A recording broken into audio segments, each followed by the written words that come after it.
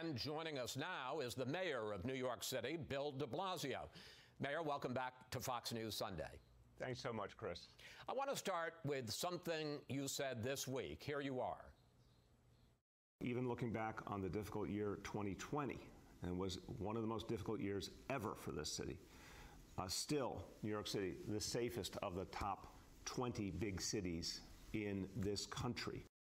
But according to the New York Police Department, through last Sunday, 6 of the 7 so-called index crimes are up this year, including murder, robbery, and felony assault. The only one that's down is burglaries. Mayor, you know what Disraeli said about lies, damned lies, and statistics.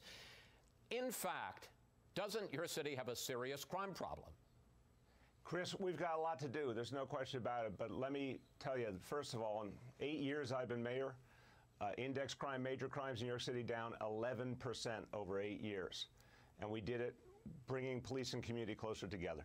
So the key is to overcome this horrible patch we've had in the COVID era all over this country and rebond police and community. Get those guns off the street. And the NYPD is doing a fantastic job. The most gun arrests we've seen in over 2 decades. So, yeah, there's been problems for sure and more to do, particularly in certain parts of the city. But I will guarantee you this, and our police commissioner, Dermot Shea, said this week very clearly. We are going to go back to where we were pre-pandemic and then get safer still. And we have been the safest big city in America, and we will remain. But again, we get to statistics. Murders are up 45% over the last 2 years. Robberies are up 4.5% just in the last year. And I want to take a look. I want you to respond to your police commissioner, Dermot Shea, and what he said just this week about people who are arrested being allowed out without even having to post bail. Here he is. When you have mass amounts of people put back on the streets that have traditionally been held in jail, you're seeing some of that permeate here as well. When you say that New York is the safest big city in America, and I'm sure you can find statistics to back it up, don't you risk looking out of touch? I think there are an awful lot of New Yorkers who don't feel that. Chris, look, we've got to make sure that not only are we safe, but people feel safe. There's no question. Both are important. But look around this city right now. This city is thriving. We've come back strong from COVID. And the bottom line is that there is, today in New York City, a much safer city than we were 8 years ago. There's no question about that. The 2 years of COVID have created immense problems. And I agree with Commissioner Shea. There's some changes we need in the laws in Albany. We need our court system back and running, which it hasn't been over these last 2 years. But the NYPD is doing their job, and they're doing it with the community. And this is crucial, Chris. That bond between police and community got really hurt deeply last year, but that's being fixed and healed now.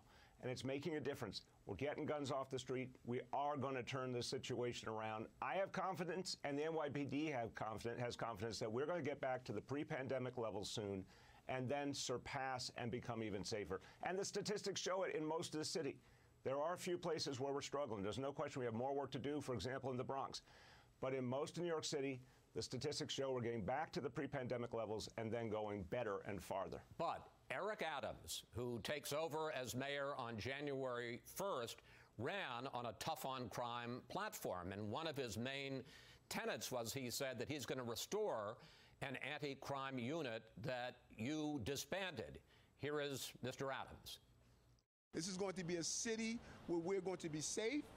We're going to have effective policing that's not heavy-handed. We're going to have the backs of our police officers, but we're going to hold them accountable to do their jobs. When voters elected Eric Adams, I mean, of all the candidates running for mayor, weren't they, in a sense, rejecting you?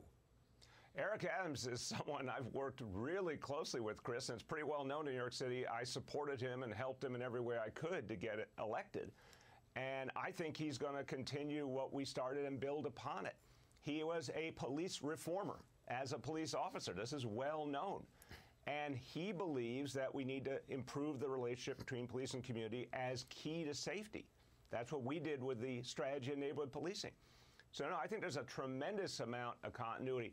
You know, Commissioner Dermot Shea believed we needed to change that plainclothes unit, and I agree with him. Those officers are now in uniform, and they're taking more guns off the street this year than we've seen in decades.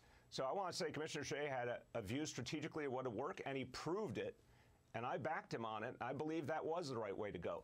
But I'll tell you, I think Eric Adams is going to take everything that has been done and take it to the next level of safety for the city. I have a lot of faith in him. Let's turn to COVID. You just imposed a new mandate that all private businesses must have all of their employees vaccinated by December 27th. No exception for, well, if you're not vaccinated, you can get tested regularly instead. Why impose what may well be the most dramatic and sweeping COVID vaccine mandate in the country just 4 days before you're going to leave office, sir?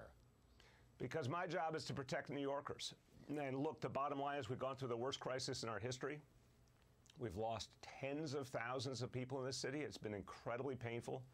I've talked to a lot of New Yorkers who lost a grandparent, a parent, someone they loved, and I have to keep them safe. And but every why not, time... But excuse me, sir, why not allow the new mayor, who's going to come in 4 days later, to impose that mandate if he's going to do it? You're sticking him with it. No, every time we've put a mandate in place, Chris, it has worked. We're at 71% right now of all New Yorkers, 71% fully vaccinated. We're leading the country. And that's because we used incentives and mandates. And every single mandate we put in place has greatly increased the number of people vaccinated. Since the first mandates back in August, we've had over 1 million more doses. And that's why the city is open and thriving. Chris, really, vaccination equals freedom because it allows people to get back to work, get back to their lives, be safe wherever they are, a school, a workplace. It works, and that's why we're continuing to deepen it.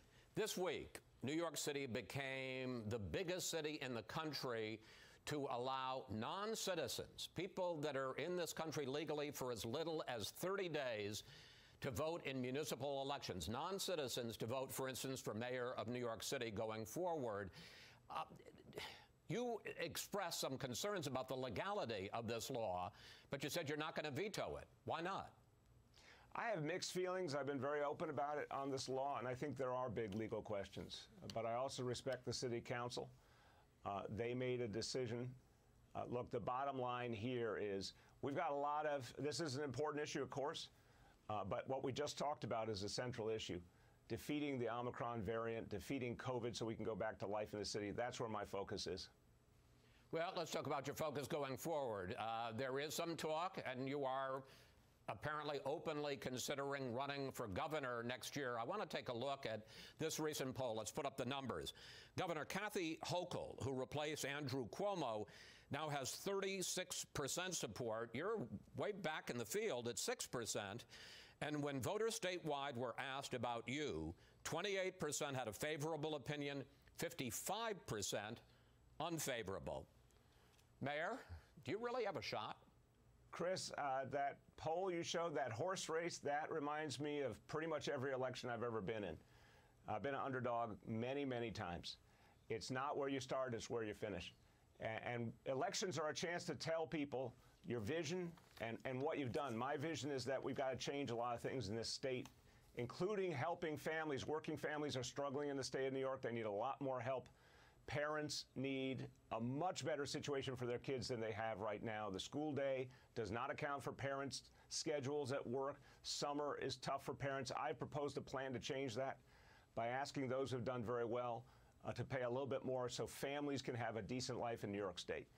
So I think people respond to ideas and vision and accomplishment, and I'll be going all over the state of New York talking to people about just that. So in 10 seconds, you sound like you're running. Well, I'll have more to say on that soon. Right now, for the next few weeks, finishing my term as mayor, my goal and my focus, keeping this city safe from the Omicron variant, turning us, getting away from the COVID era.